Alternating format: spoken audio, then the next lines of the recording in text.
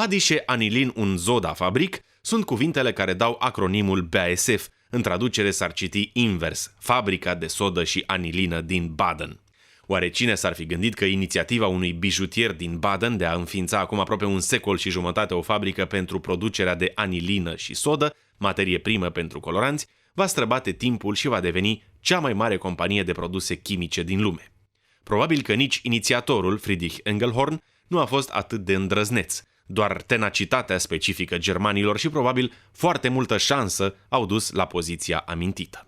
Astăzi este mai ușor să spui ce nu face gigantul industriei chimice decât să înșiri mulțimea de produse pe care le are în portofoliu. Fermierilor această companie le este familiară pentru produsele de protecție a plantelor pe care o mare parte dintre ei le folosesc. Recent, BASF a invitat jurnaliști din întreaga lume pentru a le face cunoscut că va crește nivelul obiectivelor de vânzări pe termen lung pentru divizia de protecție a plantelor.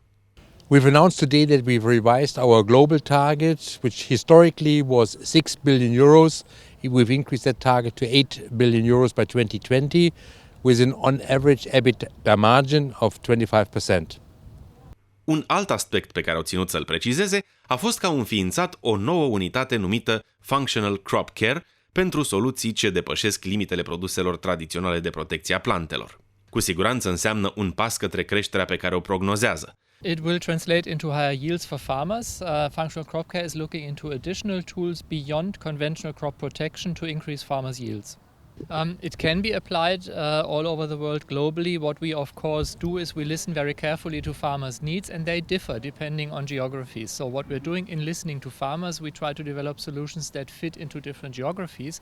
We will have solutions for Europe, we will have solutions for Latin America, for North America and for Asia. Every each in Europe. It's different. Yes, absolutely, it's different, and every farmer will tell you soil conditions are different, climatic conditions are different, and in developing new products, also for conventional crop protection, we have to be aware of these differences and help farmers to find the right solutions. And water management and soil management are important topics for farmers across Europe. Printre diversele produse pe care le oferă BASF, am descoperit un serviciu de consultanță numit Atlas, aplicat în Franța. Acest proiect, Atlas, este făcut în colaborare cu Institutul Tehnic Arvalis din Franța, de altfel colaborările se pare că sunt obișnuite pentru compania BASF. So this is a very interesting tool to help the farmers to use their fungicides at the right moment and at the right dose rates. So it helps the farmers to foresee the disease pressure based on, the weather conditions, rain, temperatures. So this is extremely important because if there is no disease pressure, then there is no need to use fungicides. So for the farmers, it means potentially less costs and higher yields. Because if you use the product at the right moment, then it leads to higher yields and then more profitability. And this system is expensive for the farmers? So, of course, it doesn't get it for free. Nothing is free. Nothing is free of charge. But this is something which is very profitable for the farmers, of course. Și dacă tot am ajuns până acolo, am căutat să aflăm dacă BASF ar avea ceva soluții la problemele noastre, de exemplu, dacă tot nu avem voie să folosim biotehnologii, măcar o alternativă ceva. I believe it's not competition, it's we need all three technologies to feed the growing world population. We will need conventional chemistry, we will need biotechnology, and we will need biological products to complement. It's not either or competition.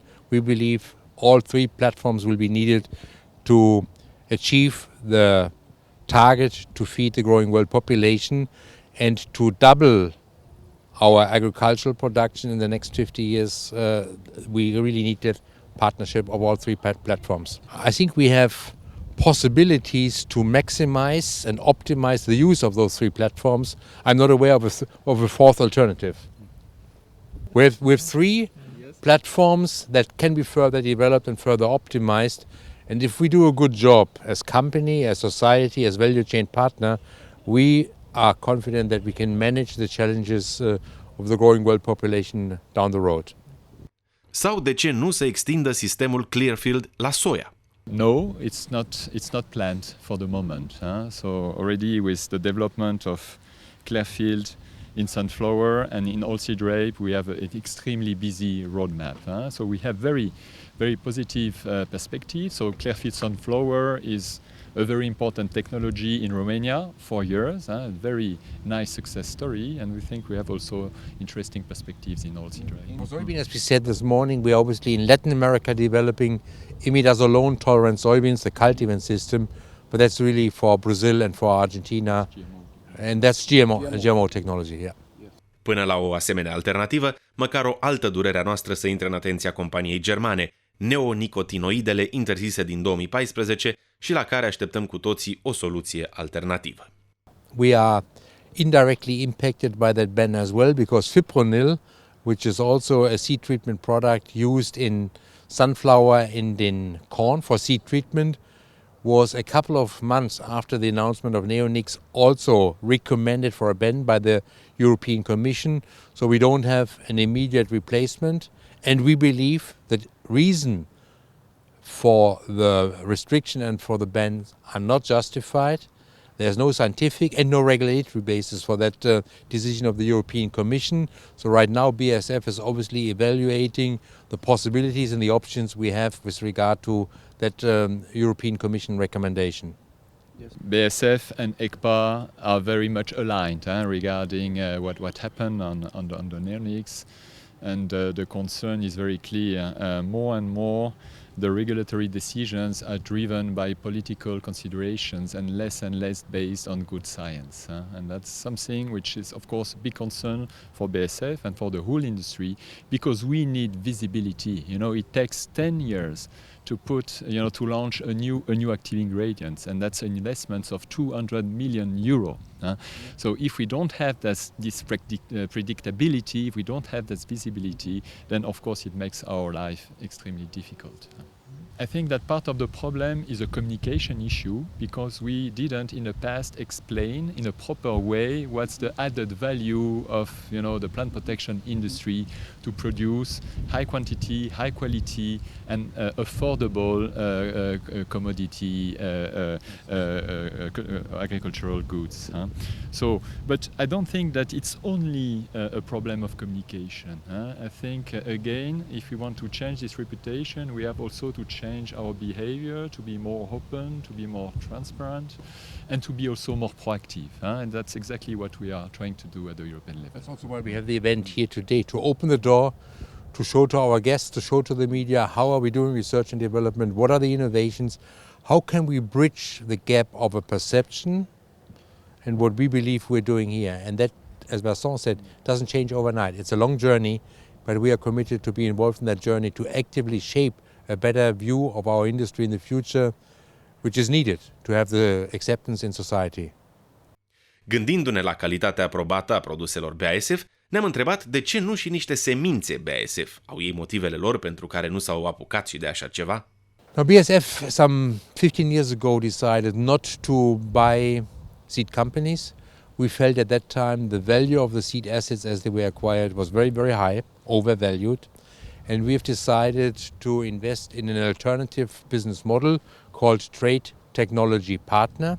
We do have R&D partnerships. We do have also a lot of very operational partnerships in the marketplace. And I think our business model is extremely flexible because it enables us to select country by country, crop by crop, the best partner, and that's exactly what we are doing. And if you look at the Clearfield technology we've talked about earlier, we have globally about 200 contracts and partners with seed companies, not with one company, many different companies in many different countries, in many different crops, which, as Vincent said earlier, gives us maximum flexibility for those partnerships. În emisiunile noastre am tot prezentat demonstrații ale companiilor în câmp. BASF a mers mai departe și a creat în Europa 11 demo-ferme în cadrul cărora pot cerceta biodiversitatea. So this is a topic which is very, very close to my heart, because I'm absolutely convinced that modern agriculture and biodiversity can go hand in hand. So the idea, the concept behind this network of demo farms is to show in the field that it's possible. And we want to open the doors to external stakeholders. We want to invite politicians. We want to invite NGOs. And to show them what happens in the field and with extremely concrete measures. So I can tell you, even though it's a recent initiative, it helps a lot to establish more trust and to have a better interaction between the different stakeholders of the value chain. Then, why not having such a demo farm in Romania? That's a very good idea. Why not? Absolutely. This obviously depends on the technology base, on the country, on the crop. Now we've talked a little bit this morning about partnership for GM crops, which is Monsanto, KWS, Bayer and Embrapa, 4 partners in the biotech area. From a BASF crop perspective, obviously the partnership is with companies like John Deere we saw last night. Yes. How can we optimize application of agrochemicals with use of the technology of John Deere, precision farming? So it's really a technology partnership trying to benefit from each other and partner with those technology partners. One thing is clear, the current evolution of the regulatory landscape is one of the biggest concerns we have. So I don't want to come back to one of your previous question. There is a lack of visibility. However, we still foresee a positive development of the plant protection business in Europe, especially in Central and Eastern Europe. We see still a lot of room to maneuver. We think that the farmers can, intensify the way they grow their crop. They can improve their profitability, and that will lead to an increase of the plant protection business in the future, in Europe as a whole and in Eastern Europe in particular. I would also say from a global perspective, although we are struggling and we are very unhappy about a lot of the additional requirements for registration and developing new products, because it makes our investment more and more costly, more and more risky. In the long term, companies that are willing to spend that money, to have the long breath and they have the commitment, in the long term these companies will win because they have the financial muscle to justify the investment. And the demand is there. So we will have to double the production of agricultural goods by 2050. Yes. And there is no alternative. So that's why we really do believe that innovation will be part of the solution. Nu puteam să ne despărțim de interlocutorii noștri fără a le cere și impresii despre România, mai ales că unii dintre ei au și vizitat-o. I visited Romania, that's 2 or 3 years ago, and I've seen an interesting contrast. I've seen this one farm in the Danube Delta, which I think is the largest farm in Europe, with about 70,000 hectares. I was very impressed about the professionalism. Exactly. Very, very impressive farm operation, high-tech standard, irrigation, the best technology I think in the world is used in that farm.